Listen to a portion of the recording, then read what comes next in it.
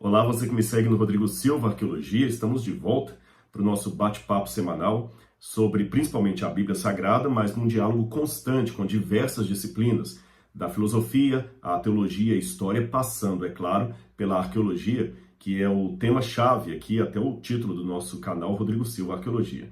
E muito obrigado pelo seu apoio, o seu carinho, a sua presença fielmente aqui. Nós já passamos de 700 mil seguidores e vamos seguir a mais seguidores, não para orgulho próprio, mas porque a gente fica feliz que quanto mais pessoas veem as mensagens, quer dizer que elas estão atingindo a mais mentes, a mais pessoas que também estão inquietas em busca de uma verdade, de uma resposta, de uma opinião sincera.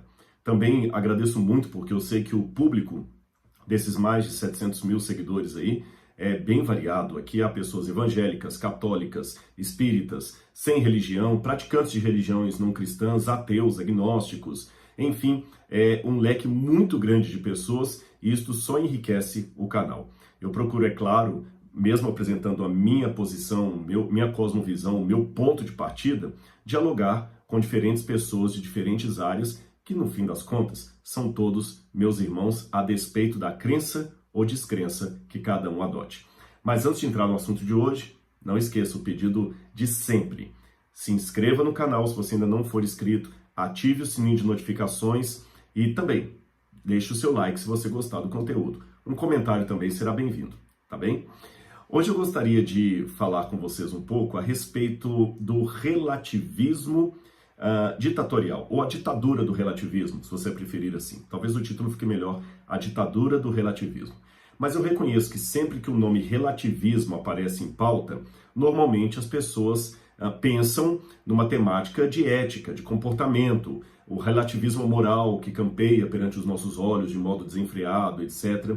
Mas aqui eu gostaria de me deter um pouco mais, não no relativismo enquanto comportamento ético ou enquanto princípio de moralidade, mas sim no relativismo enquanto expressão teórica da verdade. É nesse ponto que eu quero destacar aqui. Ou seja, eu vou falar sobre o grande drama, o problema das meia-verdades. Se você sabe, uma verdade pela metade é muito perigosa. Para quem adota a visão cristã de mundo, ela não só a meia-verdade, quando é consciente, eu digo, ela é herética, como ela é perigosa e ela pode implicar até na salvação de uma pessoa.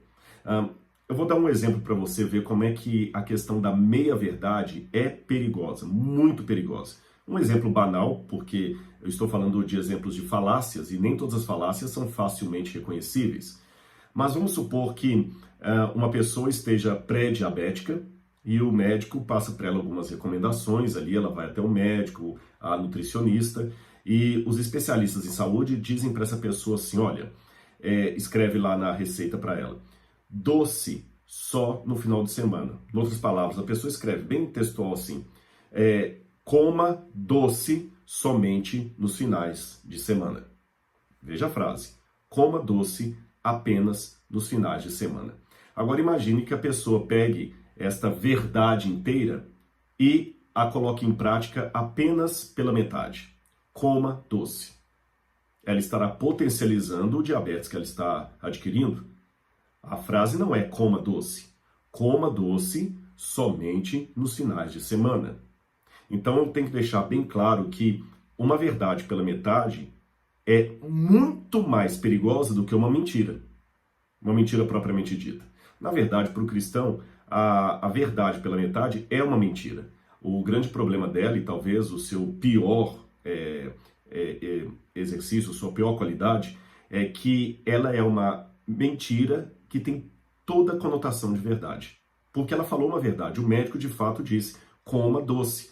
Mas quando eu não completo coma doce só nos finais de semana, eu dou a entender que eu posso comer doce domingo, segunda, terça, quarta, quinta, sexta, sábado, sempre que eu quiser. E não foi bem isso que o médico falou. Eu estou iniciando com essa ilustração para chamar a sua atenção para uma preocupação homilética que tem realmente tomado a minha cabeça nos últimos tempos. É uma preocupação muito séria que eu tenho. Há muitas mensagens, muitas abordagens da Bíblia que eu não posso condená-las pelo que foi dito. O problema, às vezes, é o que falta dizer.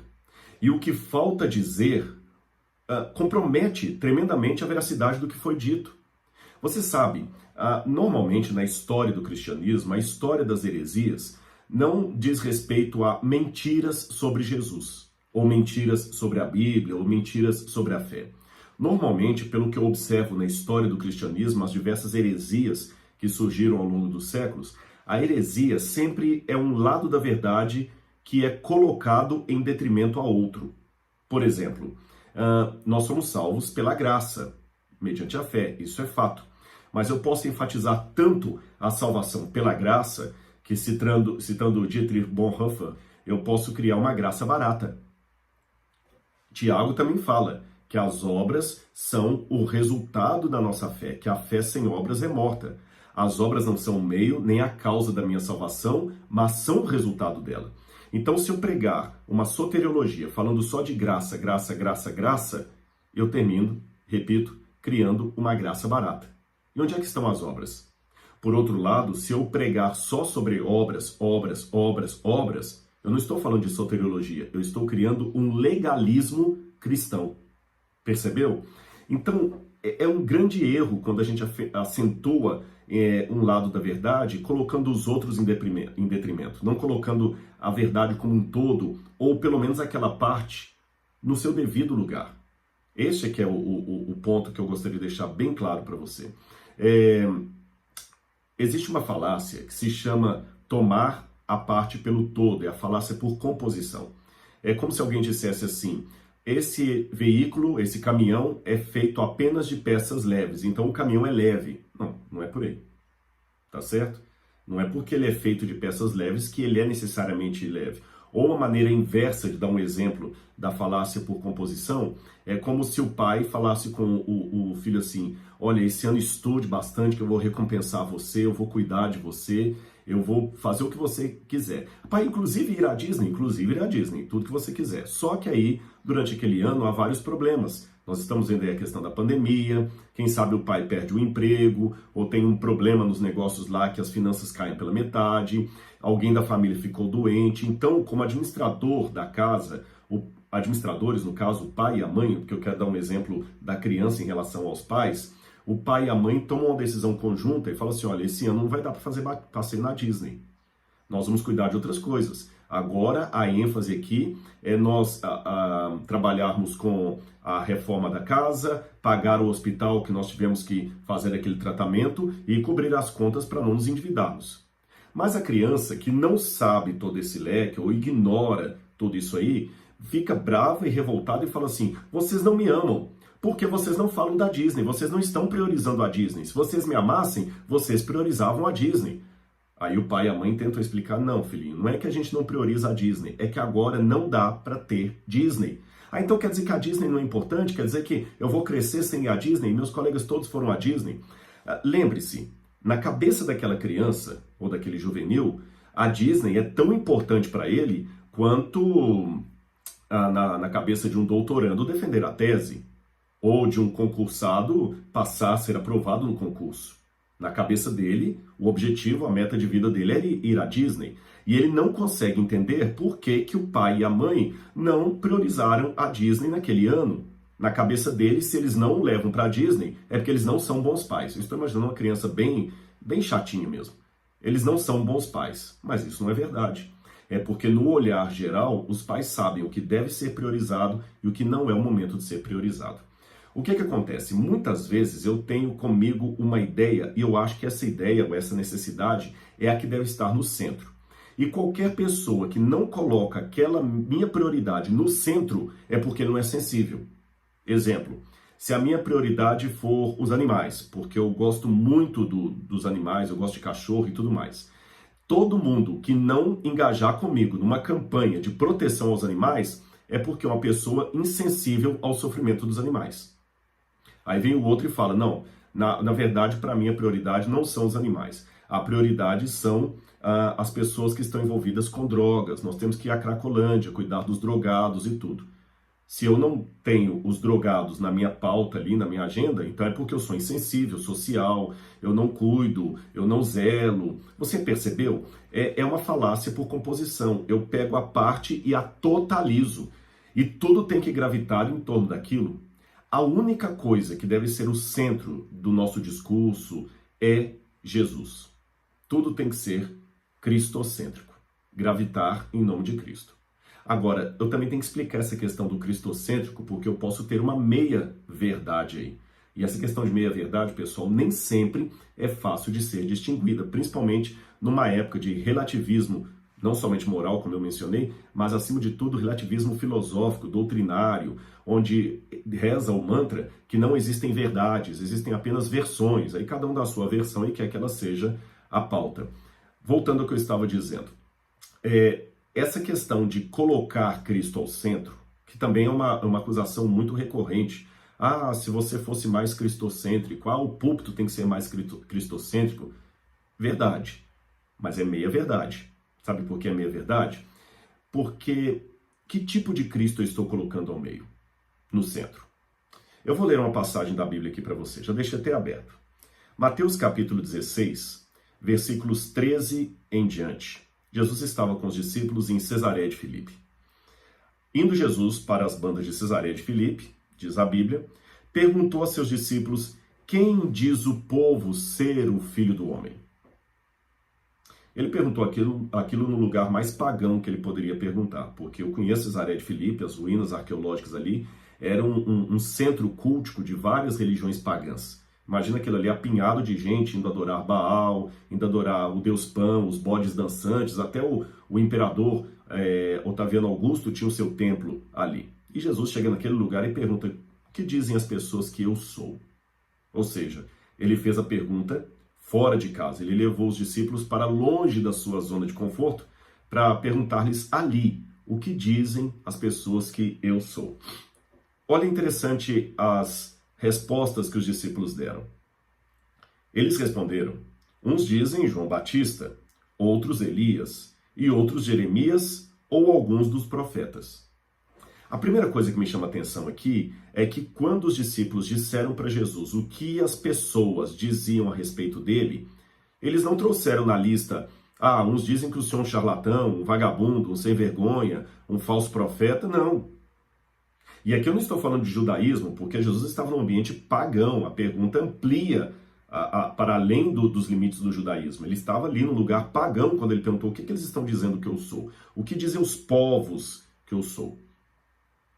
Olha, dizer que alguém é João Batista, poxa, João Batista era aclamado pelas multidões. Dizer que Jesus era Elias, Elias foi o maior de todos os profetas, era Elias e Moisés. Tanto é que a representação da lei dos profetas, a lei é Moisés, os profetas é Elias. Comparar Jesus a Elias, uau, uma coisa para bater palma. Jeremias também foi o grande profeta, ou algum dos profetas. Ou seja, eles estavam dizendo coisas boas sobre Jesus. Mas Jesus não ficou contente.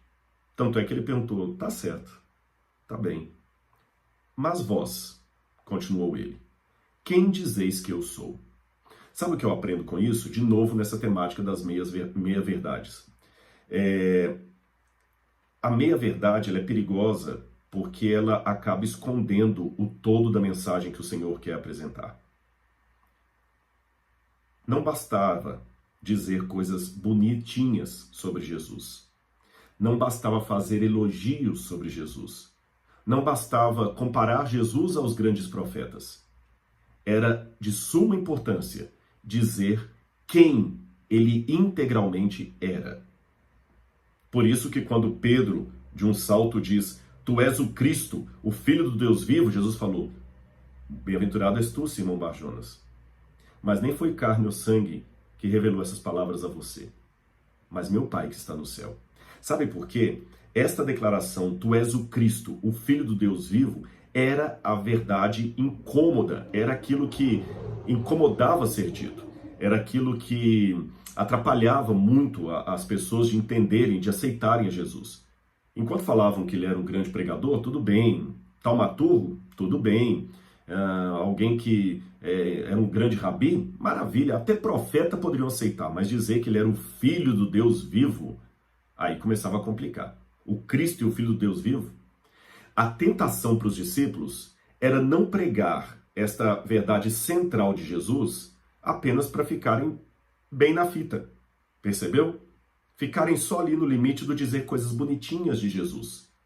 Dizer coisas bonitinhas de Jesus é uma maneira cristocêntrica de pregar o evangelho, mas é uma meia-verdade. Vou repetir isso aqui para ficar bem claro para você. Dizer coisas bonitinhas sobre Jesus é uma maneira cristocêntrica de pregar o evangelho, mas perigosa porque é uma meia-verdade.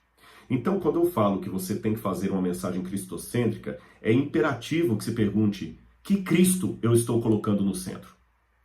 Que Cristo? É o Cristo do Alcorão? Porque o Alcorão também considera Jesus um grande profeta, mas não o Filho de Deus. É o Cristo do respeito de muitos judeus que falam: não, ele foi um grande judeu mesmo? É o Cristo da escola de Wellhausen, na Alemanha, que era um Jesus da fé, diferente do Jesus histórico? Que Cristo eu estou colocando ao centro da minha pregação? Porque senão, Jesus por Jesus, qualquer pregação que fale de Jesus é cristocêntrica. Não bastava compará-lo aos grandes profetas. Era importante dizer quem ele realmente era. E além disso, colocando hoje, eu percebo que muitas pessoas querem aceitar a Jesus como Salvador. Isso não é muito difícil. Eu estou notando isso. As pessoas admiram ter Jesus como Salvador. Mas não adianta querer Jesus como Salvador, mas não querê-lo como Senhor. Jesus tem que ser o Salvador e o Senhor da minha vida. Ser apenas o Salvador, mas não ser o Senhor, não adianta nada. Muitas pessoas querem Jesus que as salve, mas não Jesus que as conduza, que as discipline, que as santifique. De novo, uma verdade pela metade. Olha outro perigo das verdades pela metade. Imagine se eu publicasse no meu Instagram uma mensagem como essa aqui. Olha que texto interessante. E eu já vou antecipar que eu concordo com esse texto aqui. Como cristão amoroso e como um ser humano, eu leio a passagem que nos conta como o Senhor finalmente se ergueu em sua força e apanhou o azorrague, que é o chicote, para expulsar do templo aquela raça de víboras. Como foi esplêndida a sua luta em defesa do mundo em que ele vivia. Hoje, depois de 2000 anos, é com muita emoção que reconheço mais profundamente do que nunca o fato de que foi em nome disso que ele teve que derramar seu sangue na cruz. Como cristão, tenho o dever de não me deixar enganar, tenho o dever de lutar pela verdade e pela justiça. E como homem, tenho o dever de zelar para que a sociedade humana não sofra o mesmo colapso catastrófico que sofreu a civilização do mundo antigo 2000 anos atrás. Percebeu? Poxa, eu concordo com isso aqui. Eu acho que é o meu dever cristão lutar, a lembrança de Cristo pegando ali o chicote no templo, expulsando os vendilhões do templo. Tudo isso realmente é algo que faz parte do cristianismo. Eu vou colocar outro aforismo aqui que eu também concordo com ele. E eu queria saber o que você acha se eu publicasse isso no meu Instagram. Deixa eu pegar aqui, eu notei aqui, só um minutinho, vou baixar mais aqui. Olha que bacana esse aqui também. Ó.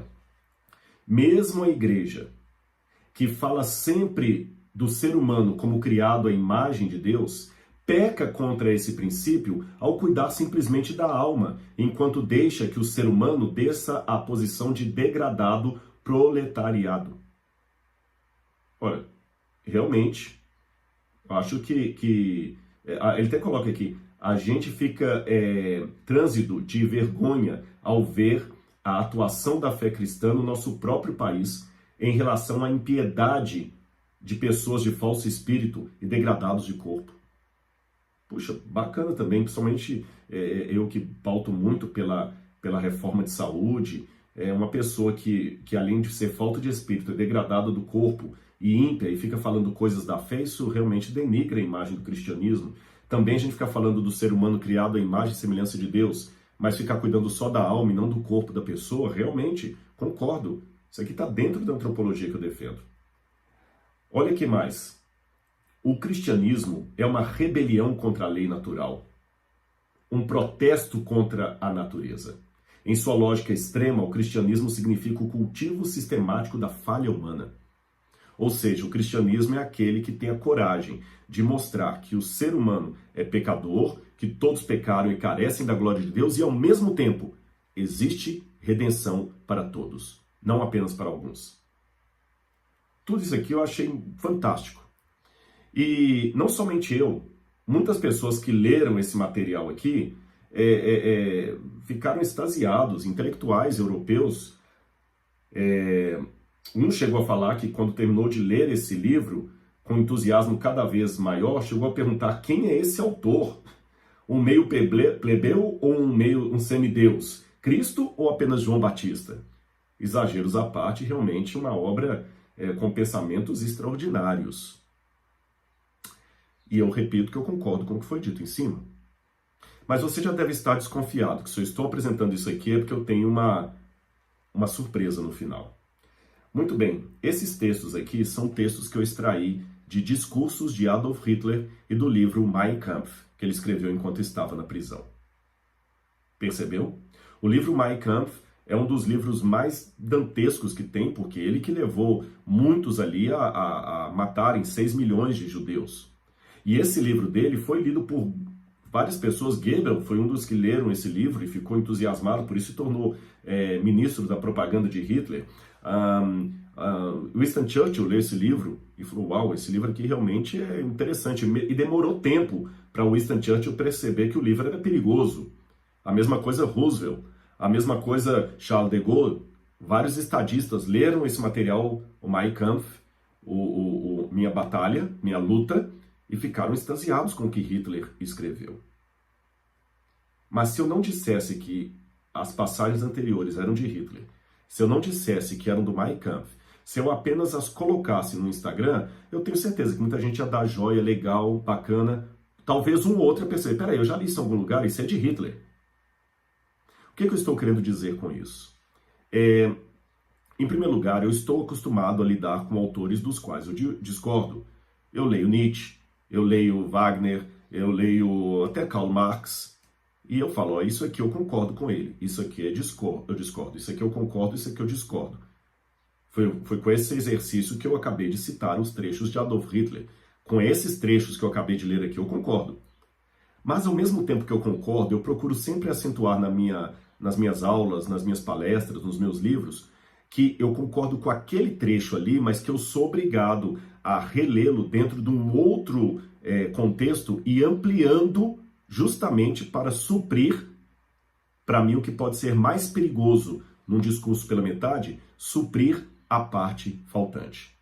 Porque justamente por ficar apenas com esse lado da moeda e não ver o quadro como um todo, Hitler usou verdades com as quais eu concordo para convencer todo um exército a matar 6 milhões de judeus. Você percebeu como é perigosa a meia-verdade? Você percebeu como é perigoso relativizar a verdade, falar só de versões? Você percebeu como é perigoso ficar enaltecendo só um lado do evangelho sem levantar o outro? É como tentar alçar voo com um avião, escolhendo uma das duas asas para serrar e ficar só com a outra. Ou o avião levanta com as duas asas, ou ele não sairá do chão. O evangelho tem que subir de maneira completa.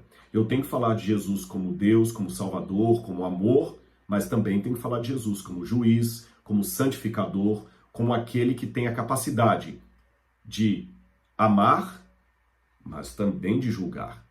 Que tem a capacidade de salvar, mas também de condenar. Eu tenho que falar de um evangelho que implica em aceitação, mas também renúncia. Percebeu?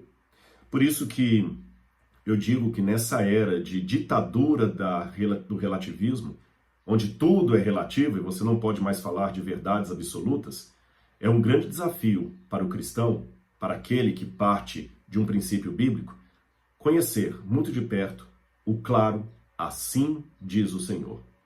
Porque talvez este será o mais difícil momento que temos para nos basear na Bíblia Sagrada a fim de tomarmos as nossas decisões. Que Deus abençoe você, espero que você tenha gostado desse vídeo e semana que vem a gente se encontra em mais um vídeo aqui no canal Rodrigo Silva Arqueologia. Um abraço e até lá!